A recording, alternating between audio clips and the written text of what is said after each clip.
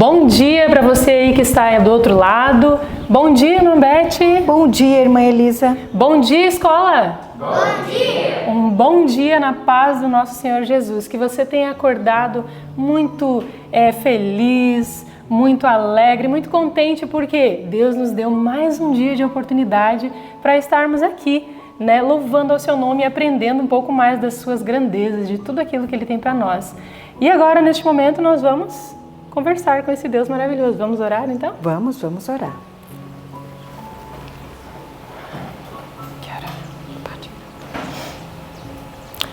Pai bendito de amor e de bondade, nós te agradecemos, Senhor, porque o Senhor nos despertou mais uma manhã e o Senhor nos despertou para nós louvarmos o Teu nome, Senhor, para aprendermos mais de tudo que o Senhor quer para a nossa vida. Nós pedimos-te perdão, Senhor, perdoa os pecados dos Teus filhos e nos ajuda nesta caminhada. Enquanto aqui estivermos neste mundo, Senhor, que a Tua mão esteja sobre cada um de nós e sobre cada uma dessas pessoas que está ouvindo, que está assistindo, acompanhando todos esses estudos, Senhor. Que o Teu Santo Espírito possa ajudá-las a compreender, Senhor, o que o Senhor quer para a vida de cada um e os Seus grandiosos planos que o Senhor tem para elas. E que o Teu Santo Espírito possa permanecer conosco para que nós possamos ter entendimento, Senhor, da Tua palavra. Nos molda, nos transforma de acordo com a Tua vontade. Que o Senhor Jesus Cristo possa ser o primeiro na nossa vida todos os dias, Senhor. Nos guia, nos orienta nesse dia, nós te pedimos em nome de Jesus. Amém. Amém.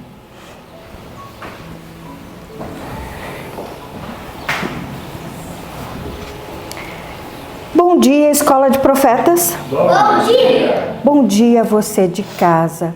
Vamos continuar louvando ao nosso Deus, cantando o hino de número 277, Luz Bendita, Luz Gloriosa.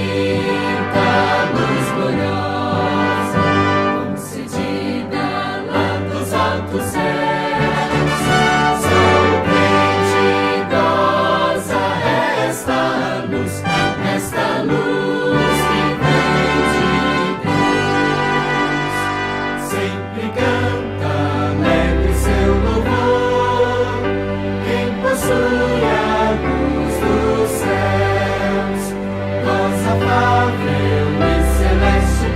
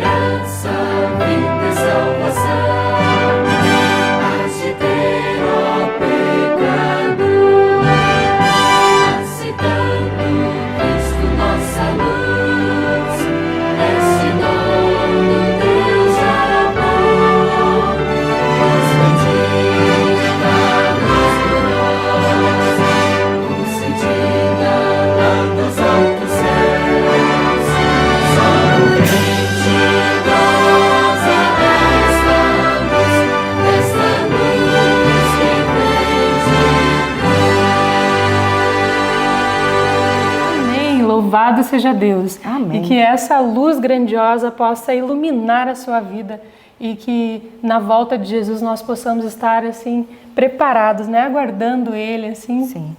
com essa luz grandiosa que Ele tem para nos dar a cada um. E agora, Desculpa, irmã, antes da senhora anunciar o próximo hino, vamos fazer um convite para esse pessoal de casa. Verdade, Principalmente não para o pode faltar. pessoal do Sul, né? Nós estamos aqui os gaúchos nós somos e os suspeitos, paranaenses, né? somos suspeitos. Mas está para poder. faltando os catarinenses. Cadê o pessoal do Sul? Venham fazer parte dessa escola, parte dessa missão, né? Convido a você, não só os catarinenses, né? Os Brasil paranaenses, todo. todos os nossos irmãos de outros estados, mas a gente, aqui quando eu cheguei, a gente fazia uma brincadeira, dizia assim, quantos gaúchos tem aqui? Quantos, né, pernambucanos?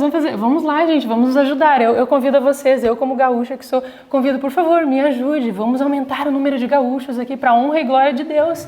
A irmã Beth, né, como boa paranaense, faz assim. Estou sozinha, sou a única paranaense aqui. Cadê os paranaenses? Por favor, nos ajudem, vamos aumentar o número aí, para a honra e glória de Deus. Faça parte desse grupo também, assim como nós, né, irmã? Sim. Para a honra e glória do nosso Deus. Amém.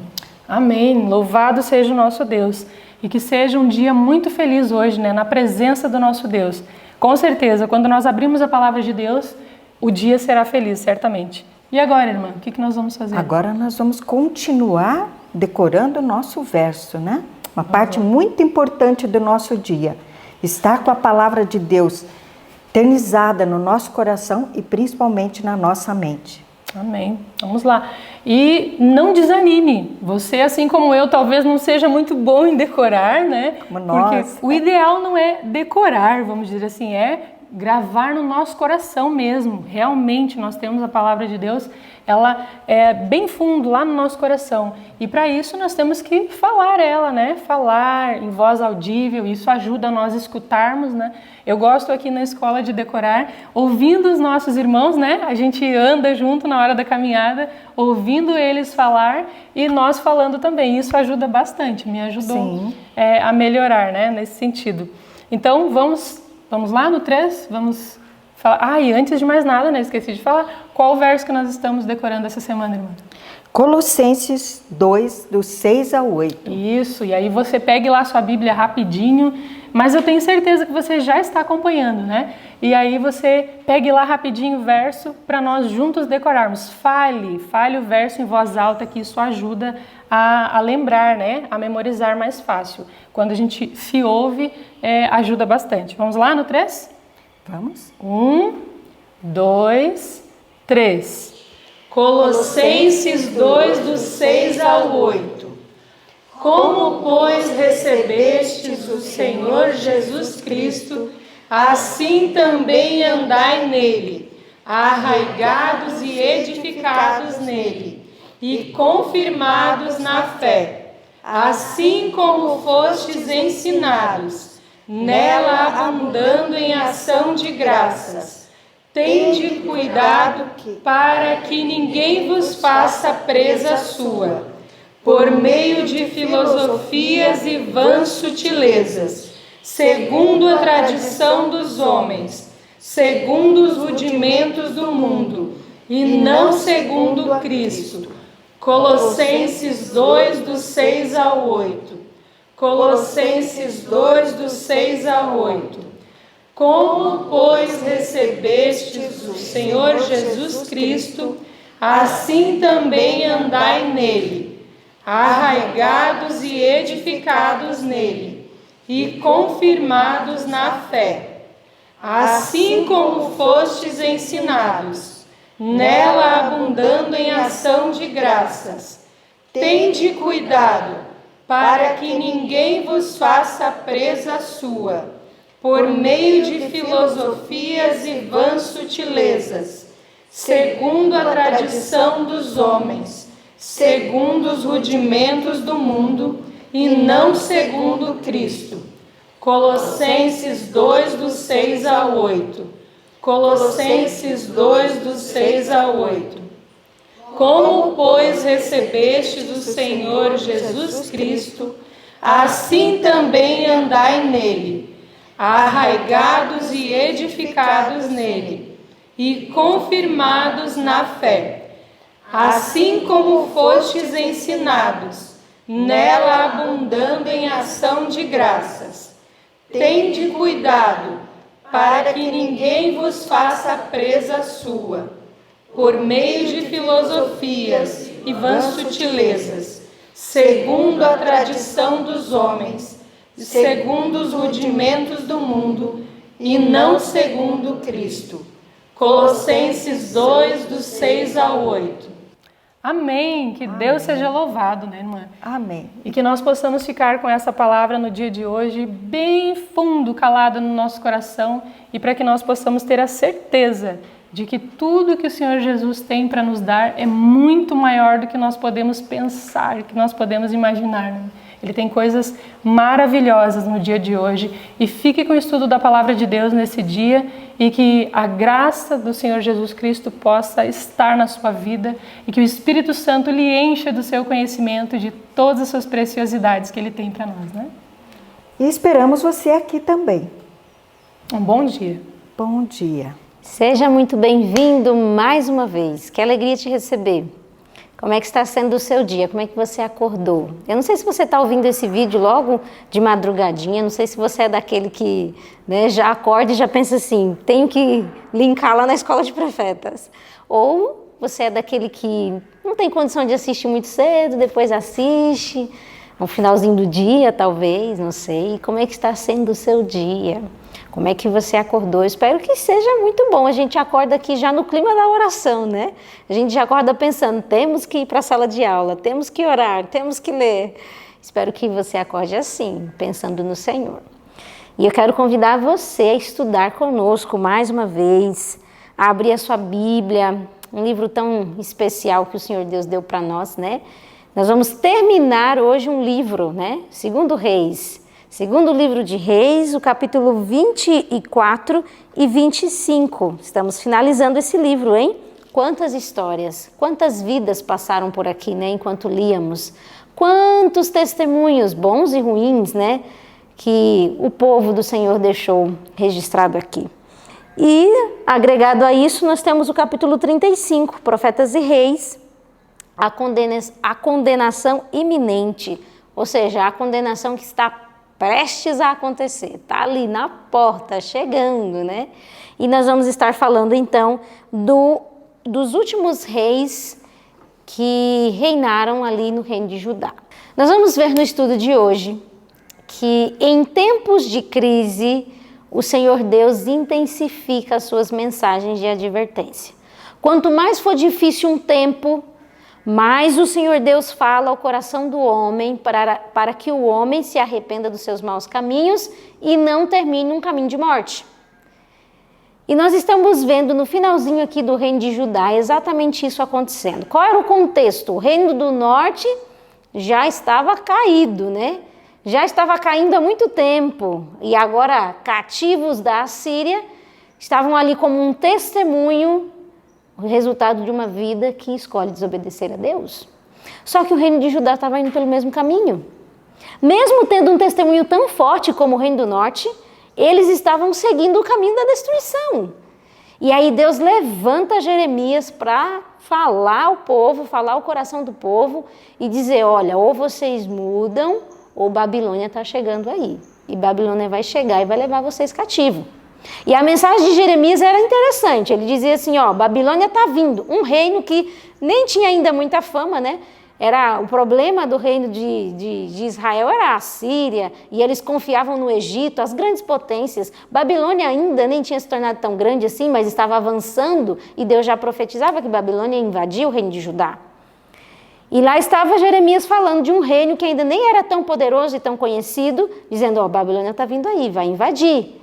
E a segunda mensagem de Jeremias, se renda, não lute, se renda, não resista, se renda. E foi exatamente o que os reis, os últimos reis de Judá não fizeram. Aqui no capítulo 24 de 2 Reis, nós vamos ver a história de Jeoaquim e de Joaquim. Os reis que antecederam Zedequias, que foi o último rei de Judá. Jeoaquim e Joaquim eram homens que receberam a mensagem do Senhor e infelizmente resistiram. Joaquim, um homem que havia dado a sua palavra ao rei Nabucodonosor, dizendo que não ia se rebelar, que não ia lutar contra. Por 3 anos ele realmente serviu o reino, de Nabucodonosor, mas diz que depois de 3 anos, o que ele fez? Ele se rebelou contra Nabucodonosor. Olha que terrível é você dar a sua palavra, você empenhar a sua palavra e você não cumprir. Se você pegar aí o verso 1 do capítulo 24, nos seus dias subiu Nabucodonosor, rei de Babilônia, e Joaquim ficou 3 anos seu servo. Depois se virou e se rebelou contra ele. Ele havia dado a palavra a Nabucodonosor e de repente quebrou, não cumpriu a palavra. E Nabucodonosor veio contra ele e Joaquim subiu ao trono só por 3 meses também, porque também não cumpriu a palavra. E aí depois então Nabucodonosor coloca Zedequias para liderar a nação de Judá. Deixa eu perguntar uma coisa para você aí de casa e também para o pessoal que está aqui. O que você faria com as suas últimas chances? As suas últimas oportunidades? Talvez você me responda, eu não sei, porque geralmente a gente não sabe quais são as nossas últimas chances, nossas últimas oportunidades. E é por isso que a gente tem que aprender a valorizar e aproveitar todas as oportunidades. Agarrá-las, porque nós não sabemos quando é que a nossa história termina. A história do reino de Judá estava terminando e eles achavam que não. Eles achavam que não ia acontecer o que Deus estava dizendo. Perderam as suas últimas chances, perderam as suas últimas oportunidades. Eu quero que você pegue aí no seu livro, Profetas e Reis, o parágrafo que começa assim, Deus se empenhara com Judá. Olha que sério é isso daqui, Deus havia tentado falar de várias maneiras ao reino de Judá. E uma das maneiras foi Deus falar assim para Jeremias. Jeremias, vai lá nos recabitas e chama eles num quarto à parte e fala assim, toma esse vinho, dá vinho para eles beberem. E aí Jeremias foi lá e fez isso. E sabe o que os recabitas disseram? Não podemos fazer isso porque o nosso pai nos proibiu, tantos anos antes. Nosso pai nos proibiu. E aí Deus fala para Jeremias, está vendo? Esses homens obedecem seus pais terrenos, mas os meus filhos não me obedecem. Eles não querem saber de mim. E aí, o parágrafo que eu apontei para vocês diz o seguinte, Deus se empenhara com Judá para que ele não provocasse a ira, mas não lhe deram ouvidos. Finalmente foi pronunciada contra eles a sentença. Eles deviam ser levados cativos para a Babilônia. Os caldeus iam ser usados como instrumentos pelo qual Deus castigaria seu povo desobediente. Agora, preste atenção nisso que nós vamos ler. Os sofrimentos dos homens de Judá deviam estar na proporção da luz que haviam recebido e das advertências que haviam desprezado e rejeitado. Presta atenção nisso daqui, como é sério desatender a voz do Senhor. Às vezes nós entendemos o sofrimento como um acaso, resultado do pecado, porque o mundo é cheio de pecado, por isso que a gente sofre. É verdade, realmente a gente sofre porque vivemos num mundo de pecado. Só que Deus, ele tem uma medida proporcional. Deus não pesa a mão de maneira insensata. Quando Deus lança um sofrimento ou permite um sofrimento na vida de seus filhos, aqui nos diz que esse sofrimento vai na medida da proporção da luz que a pessoa recebeu e das advertências que desprezou. Você entende como é sério ser apenas um ouvinte da palavra de Deus e não um praticante? Quão sério é lermos a palavra, estudarmos a palavra e não mudarmos de vida? Quão sério é ouvir as advertências de Deus, saber o que é certo, o Espírito Santo falar na sua cabeça e você resistir, você não fazer. A gente pensa assim, Deus é bom, Ele vai me entender. Na realidade, Deus é bom e realmente Ele te entende. Mas Deus também vai cobrar o que é justo de mim e de você. E nós temos um hábito muito ruim. Nós temos o hábito de resistir àquilo que é certo. O povo de Israel estava recusando a verdade. E quando nós recusamos a verdade, caro amigo, meu irmão aí de casa, e nós que estamos aqui, automaticamente nós aceitamos o erro. Se você resiste à verdade, automaticamente você está aceitando o erro, porque não existe neutralidade no grande conflito. Ou você está de um lado ou você está do outro. Se você não está aceitando o que é certo, você vai estar aceitando o que é errado. O Desejado de Todas as Nações diz que Jesus nunca participou do que é errado, nem pela sua fala, nem pelo seu silêncio. O que a gente entende por isso? Jesus sempre tinha uma posição, a posição do certo. E nós precisamos aprender isso, porque senão sofreremos, padeceremos por causa da nossa falta de posição. E é sério pensar nisso, porque Deus não tem como nos abençoar quando estamos em desobediência. Não podemos esperar isso de Deus. Não podemos cobrar bênçãos do Senhor enquanto estamos caminhando em desobediência. Aquele povo do passado, o povo de Israel, os últimos reinos ali, os últimos reis, eles viviam clamando pelo nome de Deus, mas não queriam saber de Deus.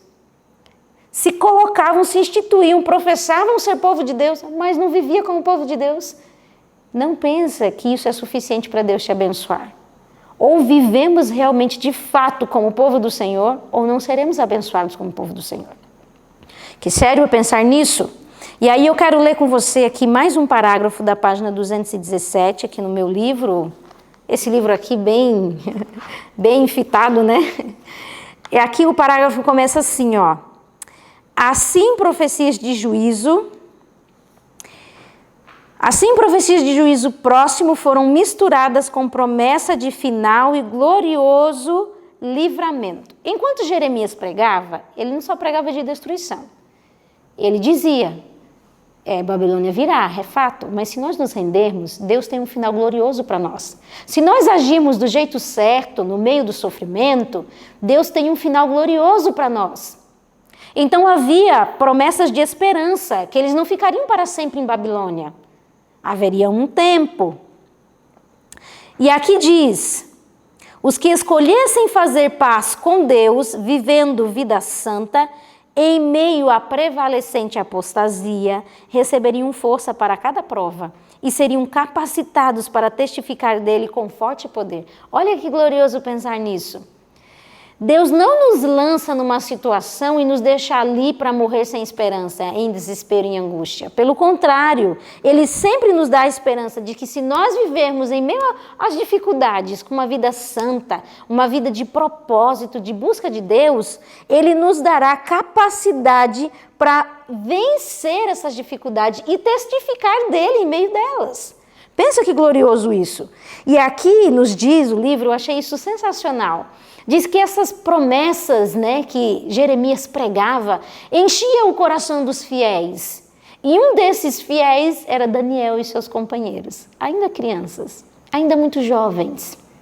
Ouviam Jeremias pregar e alimentavam a sua mente juvenil com aquelas esperanças. E diz que eles ficaram tão cheios disso, que eles foram preparados pelo Senhor para testificarem no meio da Babilônia. Diz que desde criança, com as instruções dadas por Jeremias, a fé dos cativos foram fortalecidas de tal maneira a torná-los fiéis em meio à Babilônia. Pensa que negócio lindo. Eu quero fazer você pensar numa coisa. Enquanto essas crianças estavam sendo preparadas pelo Senhor, mesmo em meio ao sofrimento, porque estava passando pelo sofrimento igual todo mundo, o rei que recebia a notícia, as mesmas pregações, as mesmas advertências, as mesmas esperanças, o rei Jeoaquim, agia de maneira indiferente, inclusive gastando tempo em seus prazeres egoístas, construindo palácios, casas com um dinheiro injusto, obtido por fraude e opressão. Enquanto as mensagens chegavam e Jeremias pregava, o rei não estava nem aí. Estava nem ligando, estava mais era tocando a vida dele, construindo, fazendo tudo que o coração dele egoísta pedia e mandava. Eu preciso te perguntar, desses personagens, qual você é? Quem tem sido você nesse grande conflito? Porque nós recebemos constantemente mensagens de advertências. Nós vemos aí catástrofes, inundações, terremotos, guerra, miséria, fome, prostituição, morte. A gente vê um monte de coisa. A gente ouve da palavra de Deus, são advertências para o nosso coração. Deus está nos despertando para algo que está para acontecer, algo que é iminente. E aí eu te pergunto, você faz parte daquele grupo das crianças que estão sendo preparadas pelas mensagens de advertências e de esperança? Ou você faz parte do grupo do rei, que ouve mais, está mais preocupado com a casa que está construindo, com o carro que está comprando, com a faculdade que está fazendo, com o filho que está crescendo? Ou você está preocupado demais com as ocupações terrenas, com as coisas que ficam, que são passageiras? Com o que você tem gastado o seu dia, a sua vida, a sua história? O que você tem feito do que tem chegado a você sobre as coisas que estão acontecendo no nosso mundo? Quem é você? Eu quero estar no grupo das crianças, né? Que estão sendo preparadas, que estão sendo desenvolvidas pelo Senhor para testificarem dele em fidelidade. Talvez você diga assim, não faço parte do grupo do rei, faço parte do grupo das crianças, mas eu tenho feito parte de um outro grupo muito seleto, como o grupo de Jeremias. Porque em meio a esse grande conflito e todas essas dificuldades, Jeremias era o que pregava. Jeremias era o que levantava a voz e repreendia e falava as mensagens de Deus. Talvez você faça parte desse grupo. Talvez você seja um dos pregadores, os que têm levado a mensagem, louvado seja o Senhor. Agora, é fácil levar a mensagem? Foi fácil para Jeremias? Diz que quando Jeremias começou a pregar e escrever e anunciar, diz que ele foi levado a ser perseguido, foi preso, pensa só que situação, foi preso, foi judiado, foi acusado falsamente, judiaram dele, porque ele estava pregando. Você faz parte desse grupo, quer fazer parte dele? Não parece um grupo muito promissor, não? Mas olha só o que está escrito aqui no parágrafo que começa. O plano de Deus, qual é o plano de Deus? Escuta só. O plano de Deus não é enviar mensageiros que lisonjeiem e adulem os pecadores. Pecador não precisa disso. Pecador não precisa ser adulado. Do que pecador precisa? Ele não envia mensagens de paz para adormentar o não santificado em segurança carnal. Olha isso.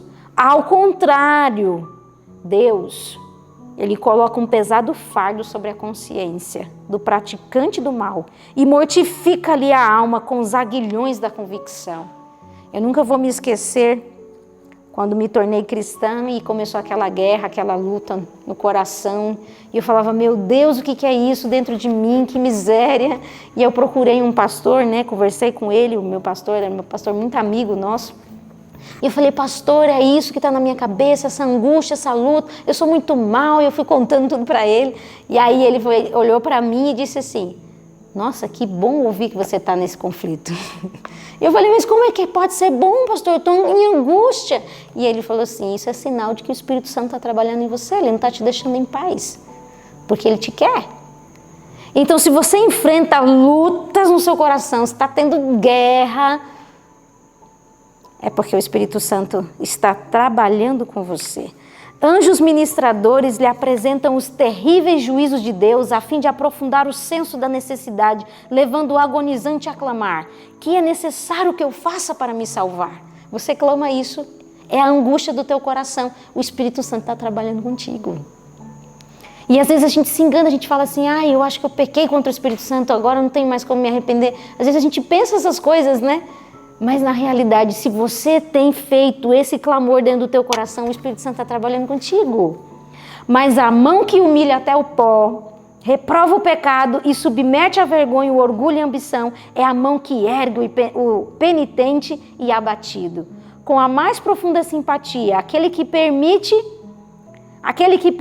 que caia o castigo, interrogas, que queres que eu faça por ti? Olha que lindo, Deus não te deixa lá. Deus, ele aprofunda o peso na tua consciência. Mas aí, depois que você entende que você precisa de um Salvador e você pergunta, Senhor, o que eu faço para me salvar? Ele te levanta e diz, que queres que eu te faça? Pensa, esse é o Deus que você serve, esse é o Deus que você tem conhecido. E o caminho mais nobre para um pecador é o caminho do arrependimento.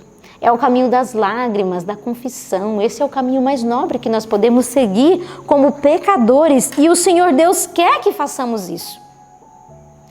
E eu quero te incentivar a continuar. Se você é daqueles que estão sendo preparados, ouvindo as advertências e enchido o coração e se preparado, continue. Se você é daquele do grupo de Jeremias que tem pregado a palavra de Deus e tem sido perseguido, judiado, chateado, pensa em tudo que pode acontecer. Continue, não desista. Você está fazendo o que é certo. E o Senhor Deus dará a recompensa no momento certo. Eu quero finalizar esse estudo com você. Eu quero ler para ti. Eu quero ler uma coisa para você. Pega aí o seu livro, o parágrafo que começa assim, ó. O espírito de oposição à reprovação que levou à perseguição e aprisionamento de Jeremias existe hoje. Não vai ser diferente do que foi com Jeremias. Não será diferente, nós passaremos por grandes angústias, por grandes sofrimentos.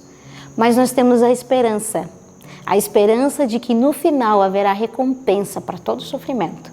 A palavra de Deus nos diz que nenhuma lágrima cai sem que Deus saiba.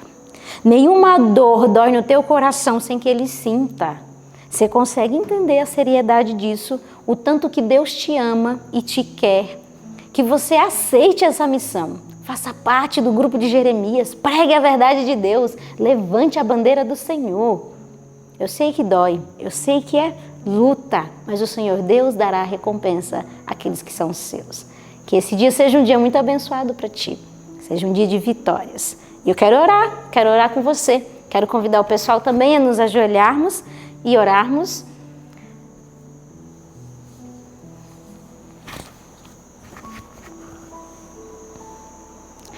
Querido Deus e nosso Pai, obrigada, Senhor, por essas verdades que o Senhor tem falado no nosso coração.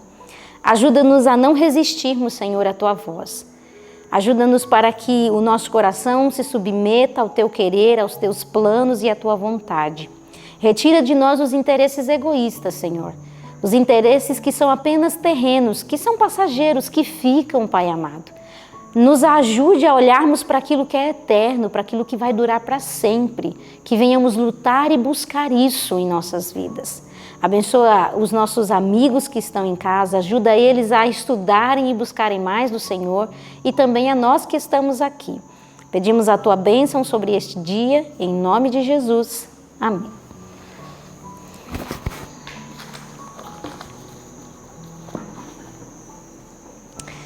E lembre, continue, que o Senhor Deus tem recompensa para ti. Que Deus te abençoe e até amanhã.